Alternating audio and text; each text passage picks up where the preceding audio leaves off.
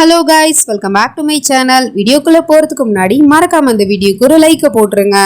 Last பார்ட்ல நம்ம ஹீரோக்கு குண்டடிப்பட்டு அவனை ஹாஸ்பிட்டல்ல கொண்டு வந்து சேர்த்திருப்பாங்க. டாக்டர் செக் பண்ணி பார்த்துட்டு அந்த பையனுக்கு குண்டடிப்பட்டதுனால நிறைய பிளட் போயிடுச்சு, அதனால உடனடியா பிளட் தேவைப்படுது அப்படிங்கிற மாதிரி சொல்லிடுறாரு. நம்ம ஹீரோயினி ஏற்கனவே பிளட் பேங்க்லாம் சொல்லிட்டா போல, ஓ பாசிட்டிவ் பிளட் நான் ஏற்கனவே புக் பண்ணிட்டேன், இன்னும் கொஞ்ச நேரத்துல கொண்டு வந்துருவாங்க அப்படிங்கிற மாதிரி சொல்லிட்டு இருக்கா. அப்பதான் கரெக்டா பிளட் பேங்க்லேருந்து வந்து பிளட்டையுமே கொடுத்துட்டு இருக்காங்க. அதை வாங்கிட்டு போயிட்டு அவரும் ஆப்ரேஷன் பண்றதுக்காக போயிடுறாரு. அம்மாவுக்கு ஒரு விஷயம் புரியல.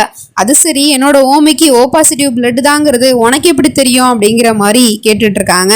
இவங்க கிட்ட எப்படி நான் சொல்லி புரிய வைப்பேன், போன ஜென்மத்துல உங்க பையன் என்னோட புருஷங்கிறத அப்படின்னு சொல்லிட்டு அவ என்ன சொல்றான்னா, இந்த மாதிரி நான் காலேஜ் ஃபார்ம்ல பார்த்தேன், அப்பதான் தெரிஞ்சிச்சு அவனோட பிளட் குரூப் என்னங்கிறது, அது மூலமா தான் தெரிஞ்சுக்கிட்டேன் அப்படிங்கிற மாதிரி சொல்லி சமாளிக்கிறா. அப்புறம் டாக்டரும் வந்து ட்ரீட்மெண்ட் பண்ணிவிட்டு ஓம்காரோட உயிருக்கு எந்த ஒரு ஆபத்தும் இல்லை, அவன் பொழைச்சிட்டான் அப்படிங்கிற விஷயத்த சொல்லிட்டு போயிடுறாரு. ரொம்ப சந்தோஷம். ஆனா நம்ம ஹீரோயினிக்கு இப்ப அப்பா மேல முழு கோவம் வருது.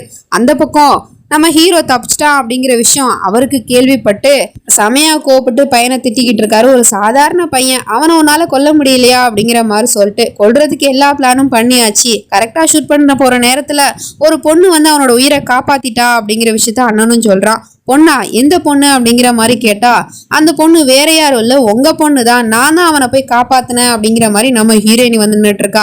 எனது நீ காப்பாத்தினியா? நீ எதுக்காக அவனோட உயிரை காப்பாத்தின? அவன் யாரு தெரியுமா? நம்மளோட ப்ராஜெக்டுக்கு தடையா இருக்கிற பையன். அவனை நம்மளோட ப்ராஜெக்ட்ல இருந்து விலக்கி வைக்கிறதுக்காக நான் இப்படி ஒரு பிளானை போட்டா அதுக்கு எடுத்துட்டு வந்து நிக்கிறியா அப்படிங்கிற மாதிரி திட்டிட்டு இருக்காரு. என்னடா பேசிட்டு இருக்கீங்க? உங்களோட பிசினஸ்க்காக யார வேணா கொல்லுவீங்களா? அவன் அப்படின்னு பெருசா தப்பு பண்ணிட்டான். அவனோட கிராமத்துல இருக்கிற இடத்துல நீங்க ஃபேக்டரி வைக்க போறோன்னு சொல்றீங்க, அதுவும் கெமிக்கல் ஃபேக்டரி. இதனால அந்த மொத்த கிராமத்துக்குமே தண்ணி இல்லாம கஷ்டப்பட போறாங்க. இந்த விஷயம் தெரிஞ்சும் அவன் எப்படி அமைதியா இருப்பான்? அந்த விஷயத்த தட்டி கேட்க வந்தான் அப்படிங்கிறதுக்காக அவனோட உயிரை எடுக்க கூட தயங்க மாட்டீங்க. நீங்களாம் என்ன ஒரு மனுஷன் அப்படிங்கிற மாதிரிலாம் சொல்லிட்டு கேட்டு போடுறா. வாயை மூடு, எவ்வளவு திமிரு இருந்தா உன்னோட அப்பா கிட்ட இப்படி பேசுவ? உன்னை இந்த நிலைமைக்கு வளர்த்து ஆளாக்குனது நான் தாங்கிறத மறந்துடாத. அப்புறம் என்னோட பிசினஸ்லயும் சரி, அந்த பையன் விஷயத்துலயும் சரி, இனிமே நீ தலையிடக்கூடாது. அவனை விட்டு விலகி இருக்கிறது தான் உனக்கு நல்லது. இல்லைன்னா உன்னை அந்த வீட்டை விட்டே அனுப்ப மாட்டேன், நீ காலேஜுக்கு படிக்க போக தேவையில்ல அப்படிங்கிற மாதிரி சொல்லிடுறாரு. இதுல நம்ம ஹீரோயினி டென்ஷன் ஆயிடுறா. அவன் இங்க இருந்து கோமா கிளம்பி மேல போயிடுறா. இப்ப ஹாஸ்பிட்டல்ல நம்ம ஹீரோ தான் காட்டுறாங்க. டாக்டரும் சரியான நேரத்துக்கு பிளட் வந்ததுனால தான் அவனோட உயிரை எங்களால காப்பாற்ற முடிஞ்சு, நீ மயூராக்கு தான் நன்றி சொல்லணும் அப்படிங்கிற மாதிரி சொல்லிட்டு போயிடுறாரு. அவனும் இதெல்லாத்தையும் கேட்டுவிட்டு, மயூராவா எனக்கு பிளட் அரேஞ்ச்மெண்ட் பண்ணா அப்படின்னு கேட்டா, ஆமா அவ தான் பண்ணா, ஆனா அதுக்காகலாம் அவளை நீ நல்லவன்லாம் நினைக்காத அப்படிங்கிற மாதிரி சொல்லிட்டு பேசிட்டு இருக்காங்க. அப்புறம் கிளம்பி எல்லாரும் போயிட்டாங்க போல. நம்ம ஹீரோயினி நர்ஸ் வேஷத்தை போட்டுக்கிட்டு ஹீரோவை பார்க்கறதுக்காக வந்திருக்கா. அவன் எப்படி இருக்காங்கிறத தெரிஞ்சுக்கணும் அப்படிங்கிறதுக்காக தான். ஸோ பார்த்துட்டா அப்படியே கிளம்ப போகும்போது கால் ஸ்லிப் ஆகி அவன் மேலே போயிட்டு விழுந்துடுறா. அவளோட அந்த கண்ணை பார்த்தோன்னே இவனுக்கு தெரிஞ்சு போச்சு அது மயூரா தான் அப்படின்னு சொல்லிட்டு உடனே மாஸ்கை ரிமூவ் பண்ணி பார்த்து விடுறான். மயூராவோட ஃபேஸ் தெரிஞ்சு போச்சு. அவளோ அவனோட நெஞ்சில படுத்துட்டு அழுதுட்டு இருக்கா. நல்ல வேளை உனக்கு எதுவும் ஆகலை ஓம்கார், நான் ரொம்ப பயந்துட்டு உன்னை திரும்பவும் இழந்துருவானோன்னு அப்படிங்கிற மாதிரி சொல்லிட்டு அவ ஃபீல் பண்ணி அழுதுகிட்டு இருக்கா. ஆனா அந்த பயலோ, போது நிறுத்து, எதுக்காக இப்படி வந்து டிராமா பண்ணிக்கிட்டு இருக்க? ஓ, நான் எப்படி இருக்கேன்னு உன் அப்பா பார்த்துட்டு வர சொன்னானா? உயிரோட இருக்குன்னா செத்துட்டேனான்னு பார்த்துட்டு வர சொன்னானா? அதுக்காக தான் இப்படி நர்ஸ் வேஷத்தை போட்டு இங்கே வந்து நின்றுட்டு இருக்கியா? உங்க அப்பா அந்த ஃபேக்டரிக்காக என்னை கொல்லணுங்கிற அளவுக்கு போயிட்டான்ல, இதுக்கப்புறம் நானும் சும்மா இருக்க போறது கிடையாது. அந்த ஃபேக்டரி அங்கே எக்காரணத்தை கொண்டு நானும் வரவிட மாட்டேன். அது வரைக்கும் இந்த ஓம்கார் சாக மாட்டான்னு போய் உன் அப்பங்கிட்ட சொல்லுப்போ அப்படிங்கிற மாதிரி திட்டி விட்டுறான். அதனால அவளும் அங்கிருந்து அழுதுகிட்டே போயிடுறா. இந்த பக்கம் விஷாக்காவை காட்டுறாங்க. அவளோட பையனை பார்க்கறதுக்காக ரூமுக்கு வந்திருப்பா போல. ஆனா அவன் எங்கேயோ வெளியே போயிட்டான். ஃபோன் பண்ணி பார்க்குறாங்க. ஆனால் ஃபோன் வந்து வீட்டிலே வச்சுட்டு போயிட்டான் போல. இந்த பையன் என்ன ஃபோனை வீட்டில் வச்சுட்டு அப்படி எங்கே போனான்னு தெரியலையே அப்படிங்கிற மாதிரி சொல்லிட்டு இவளும் அங்கேருந்து கிளம்ப போகிறா. அப்போ திரும்பவும் கால் வருது. கால் பண்ணுறது நம்ம மயூரா தான். அவளோட ஃபோட்டோ வேற அங்கே ஷோ ஆகிட்டு இருக்கு. அது தெரியலை, இன்னும் இவ பார்க்கல. இப்போ யாரு கால் பண்ணுறது அப்படிங்கிற மாதிரி சொல்லிட்டு அந்த ஃபோனை ஆஃப் பண்ணி வைக்கலான்னு எடுக்கிறா. டக்குன்னு அதுல இருக்கிற போட்டோவை இவ பார்த்துடுறா. பார்த்தவளுக்கு பயங்கர ஷாக்கு. மயூரா இவ எப்படி உயிரோட இருக்கா அப்படிங்கிற மாதிரி சொல்லிட்டு பார்த்துட்டு இருக்கா. என்ன நடக்குதுன்னு இவளால புரிஞ்சுக்கவே முடியல. இவ எப்படி இவ்வளோ எங்கா இருக்கா? இவ உயிரோட இருந்தா அப்படின்னா இந்நேரத்துக்கு இவளுக்கு வயசாயிருக்கணுமே. ஆனா இவ இவ்வளோ எங்கா இருக்கா?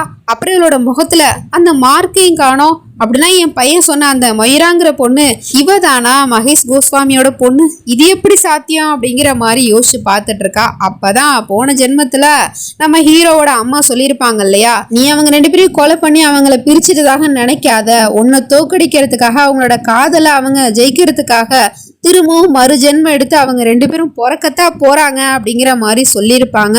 ஸோ அதை நினைச்சு பாக்குறா. அப்படின்னா மறுஜென்மம் எடுத்து அவ பிறந்திருக்காளா? இது உண்மையா? இப்ப இவ பிறந்திருக்கானா? அப்ப அந்த ஓம்காரும் மறுஜென்மம் எடுத்து பிறந்திருப்பானா? ஓ காட், என்ன நடக்குது இங்க? என் கண்ணே என்னால நம்ப முடியலையே அப்படின்னு இவ குழம்பி போய் பாத்துக்கிட்டு இருக்கா.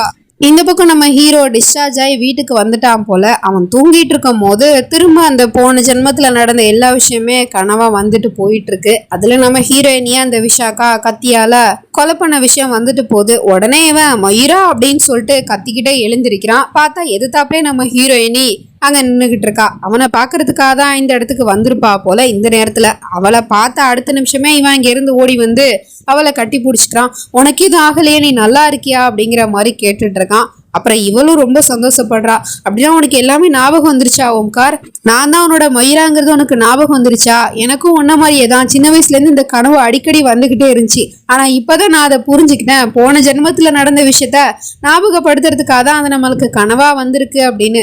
இப்ப எனக்கு ரொம்ப சந்தோஷமா இருக்கு. ஒரு வழியா உனக்கு எல்லாமே ஞாபகம் வந்துருச்சுல அப்படிங்கிற மாதிரி சொல்லிட்டு பேசிட்டு இருக்கா. ஆனா அந்த வேலோ திரும்பவும் எதுக்காக இப்படி பேசிட்டு இருக்க? எனக்கு இந்த போன ஜென்மம் மறு ஜென்மம் இதுலலாம் சுத்தமா நம்பிக்கையே இல்லை. ஏன் இப்படி வந்து பேசிட்டு இருக்க? இங்க என்ன பண்ணிக்கிட்டு இருக்க இந்த நேரத்துல அப்படிங்கிற மாதிரி சொல்லிட்டு கேட்டுட்டு இருக்கான். அது உன்னை பாக்குறதுக்காக தான் வந்தேன். உங்ககிட்ட ஒரு முக்கியமான விஷயத்த பத்தி பேசணும் அப்படிங்கிற மாதிரி சொல்லிட்டு இருக்கா. அப்ப எதிர்த்தாப்புல அம்மா வந்து நின்றுட்டு இருக்காங்க. நீ இங்க என்ன பண்ணிட்டு இருக்க பொண்ணு இந்த நேரத்துல? இங்க இருந்து போறியா இல்ல உன் அப்பாவுக்கு இன்ஃபார்ம் பண்ணவா அப்படிங்கிற மாதிரி கேட்டுட்டு இருக்காங்க. உடனே இவளும் அங்க இருந்து கிளம்பி போயிடுறா. அப்புறம் கொஞ்ச நேரம் கழிச்சு இவன் படிக்கிறதுக்கு பாத்துக்கிட்டு இருக்கான். ஆனா நம்ம ஹீரோயினி சொன்ன விஷயம் தான் திரும்ப திரும்ப காதல கேட்டுக்கிட்டே இருக்கு. மறு ஜென்மம் போன ஜென்மம் அப்படிங்கிற விஷயத்துல அவ பேசியிருப்பா இல்லையா? அவளை பத்தி நான் யோசிக்க கூடாது, அவ சொல்றதெல்லாம் பொய்யுங்கும் போது நான் ஏன் அவளை பத்தி யோசிக்கணும் அப்படின்னு சொல்லிட்டு இவன் படிக்கிறதுக்காக உட்காரான். புக்கை ஓபன் பண்ணி பார்த்தா அதுல ஒரு விஷயத்த நம்ம ஹீரோயினி தான் வச்சிருக்கா.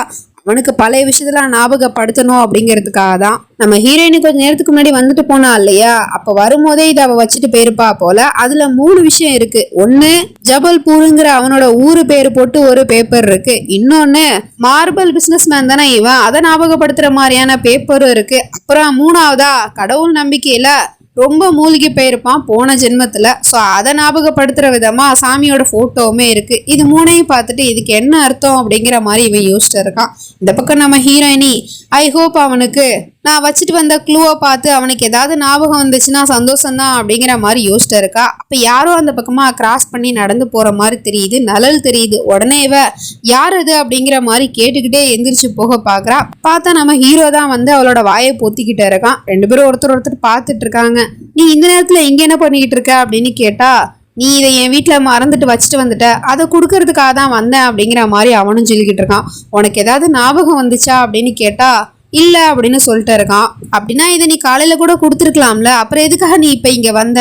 என் மேலே உனக்கு ஏதோ ஒரு ஃபீலிங்ஸ் வரப்போய் தானே நீ இங்கே வந்திருக்க அப்படிங்கிற மாதிரி இவங்க 2 பேரும் இங்கே பேசிகிட்டு இருக்கும் போதே பார்த்தா கதவை திறந்துட்டு அப்பா உள்ளே வந்துட்டாரு. இப்படி ஒரு பையன் பொண்ணோட ரூமில் நிற்கிறத பார்த்துட்டு அவருக்கு பயங்கர கோவம் வருது. அது மட்டும் இல்லாம இவன் தான் அந்த ப்ராஜெக்டுக்கு தடையா இருந்தான் அப்படிங்கிற விஷயமே அவருக்கு தெரியும். அதனால கோவலாம் படல. நீ மயூராவோட ஃப்ரெண்டு தானப்பா, மயூராவை பார்த்துட்டு போலான்னு வந்தியோ? ஒன்றும் பிரச்சனை இல்லை, உங்ககிட்ட நானும் கொஞ்சம் பேச வேண்டியது இருக்கு அப்படிங்கிற மாதிரி கூப்பிடுறாரு. நம்ம ஹீரோயினி அதுக்கான நோக்கம் என்னங்கிறத தெரிஞ்சுக்கிட்டு, டாடி எதுவும் நீங்க ஓம்கார பண்ணிடக்கூடாது அப்படின்னா சொல்லுங்க, அவனை நான் உங்க கூட அனுப்புவேன், இல்லைன்னா நீ கிளம்பி வீட்டுக்கு போ ஓம்கார அப்படிங்கிற மாதிரி சொல்லிட்டு இருக்கா.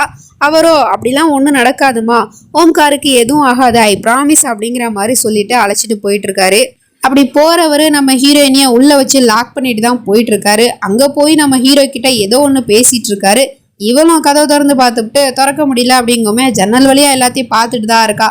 அப்ப திடீர்னு அங்க போலீஸ் வந்துகிட்டு இருக்காங்க. போலீஸ் எதுக்காக வந்துகிட்டு இருக்காங்க வீட்டுக்கு அப்படிங்கிற மாதிரி இவளும் பார்த்துட்டு இருக்கா. அந்த போலீஸை வர சொன்னதே இவ தான் போல. என்ன சொல்றாருன்னா, நம்ம ஓம்கார் மேல ஒரு கம்ப்ளைண்ட் கொடுத்துக்கிட்டு இருக்காரு. இவன் எங்க வீட்டுக்கு திருட வந்துட்டான், அதை பார்த்து என் பொண்ணை கூட இவன் அடிச்சிட்டான், அதனால அரெஸ்ட் பண்ணி கூட்டிட்டு போங்க அப்படிங்கிற மாதிரி கம்ப்ளைண்ட் கொடுத்துக்கிட்டு இருக்காரு. என்ன பேசிட்டு இருக்கீங்க, ஏன் இப்படி வாய் கூசாம பொய் சொல்லிக்கிட்டு இருக்கீங்க, நான் அந்த மாதிரிலாம் எதுவுமே பண்ணல அப்படிங்கிற மாதிரி சொல்லிட்டு இவனும் சொல்லிக்கிட்டு இருக்கான். ஆனா போலீஸ் கேட்குற மாதிரி தெரியல, அரெஸ்ட் பண்ணி கூட்டிட்டு போகதா பாக்குறாங்க. மயூராவை வர சொல்லுங்க, அவகிட்ட கேட்டா உங்களுக்கு உண்மை என்னங்கிறது புரியும் அப்படிங்கிற மாதிரி சொன்னா, அவ எப்படா வருவா, அவள் தான் நீ அடிச்சு போட்டியே, அதனால அவளால வர முடியாது, என் பொண்ணை இந்த நிலைமைக்கு ஆளாக்குனதே இவன் தான் அப்படிங்கிற மாதிரி கூப்பிட்டுட்டு போங்க அப்படிங்கிற மாதிரி சொல்லிடுறாரு. உடனே போலீஸும் அவனை அங்கேருந்து இழுத்துட்டு போயிடுறாங்க. இதெல்லாம் தூரத்துல இருந்து நம்ம ஹீரோயினி பார்த்துட்டு கதறிக்கிட்டு இருக்கா. ஓம்காரை விட சொல்லுங்க டாடி, என்கிட்ட ப்ராமிஸ் பண்ணீங்களே, அப்புறம் ஏன் இந்த மாதிரிலாம் பண்ணீங்க அப்படிங்கிற மாதிரி கத்திக்கிட்டு இருக்கா. ஸோ இதுக்கப்புறம் நடக்க போகுது அப்படின்லாம் நம்ம நெக்ஸ்ட் பார்ட்டில் தான் பார்த்து தெரிஞ்சுக்கணும். அது வரைக்கும் பை ஃப்ரெண்ட்ஸ்.